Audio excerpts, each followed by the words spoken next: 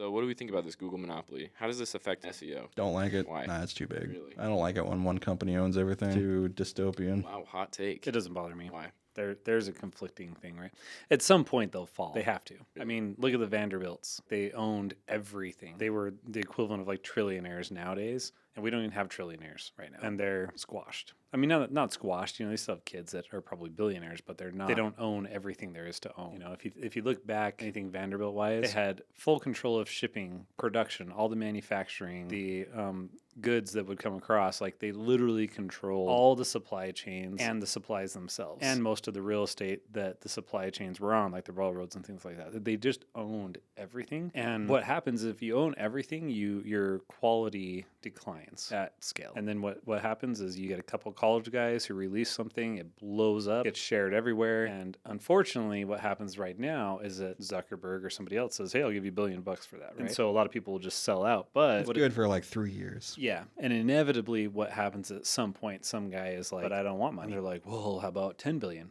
But I don't want money. And then they actually build something amazing. And that's why Google took over. Yahoo was, now we talk about them like a joke, but they were huge. They were the ones that everybody wanted to acquire and buy, and they wouldn't sell. They were massive, and now they're nothing. Sears. Do you even see Sears anymore? No, they're gone. Yeah, like Walmart destroyed them. They kind of killed themselves when they bought Kmart. Yeah, that's right. Same thing. Like you see these Goliaths that, and when you're younger, you're like, I don't really know how big they are. But imagine Sears was big enough. We had one in Kingman growing up, a tiny town. Like Sears was everywhere. Sears Roebuck, they had the catalog, all that. They were massive, and now they're just non-existent. Dude, you used to be able to buy a house from Sears. Mm-hmm. What? Yeah, in the Sears catalog, they had like a build your own house thing, and you'd buy it, and they would just ship it to you, and you just put it together. So I don't worry because with or without laws, humans to consume and to buy, we actually have to want to. And so the truth is if you own everything, you don't have to try hard at all. I mean, half the time we get clients because our competitors just suck. And they suck because they're like, yeah, we'll get back to you in a month. Oh, we don't want to take your phone call. You have to submit a ticket. Like they just get so big that they're like, I don't have to be on my game with customer support or anything like that. So I wrote an article about this a while back. It was basically equating Google to AOL because AOL was this massive internet empire when I was a kid. Every commercial was an AOL commercial. If it wasn't an AOL commercial, they ended the commercial saying, look us up with AOL keyword this. So they were just everywhere. And then within like 2 years, they were just gone. It was just a ghost town. Nobody used it anymore just because they were a hot commodity for a minute. And then suddenly they were no longer relevant just like overnight. I mean, the very same thing could happen to Google easily. Same with Amazon.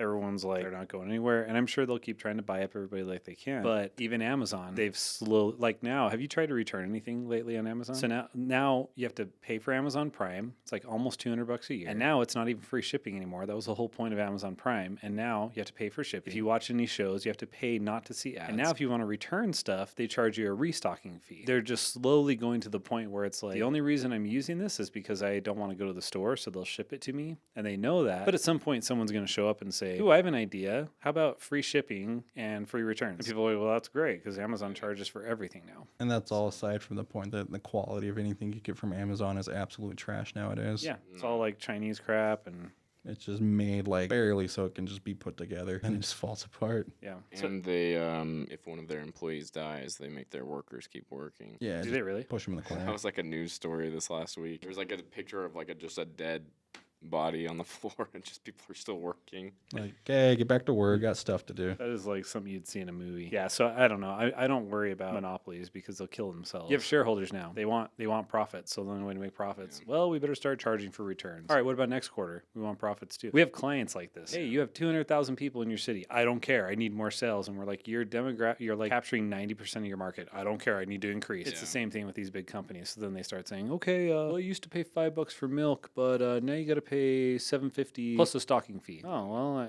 I like the convenience. I guess we'll keep doing it. But then eventually you're going to be like, screw that. Or everyone will just run out of money and the problem will solve itself. Or Elon's right. We won't really need money because with the robots doing all the labor and all the work, we'll live in this amazing society where we won't need any money because...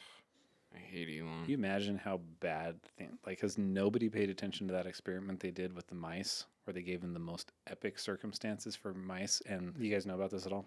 No. Okay, so they put all these mice in this like kind of like a mouse world.